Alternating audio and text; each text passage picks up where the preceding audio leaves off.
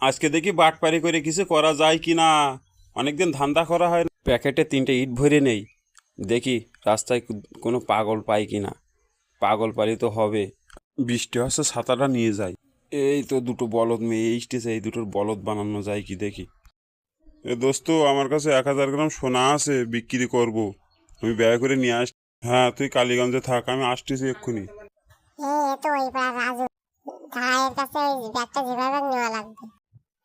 রাজু ভাইয়া আমাদের কাছে পেয়ারা নেন, খান। একটা পেয়ারা দিচ্ছি, পাকা পেয়ারা, খুব মিষ্টি, অনেক সুস্বাদু এই পেয়ারা খেতে।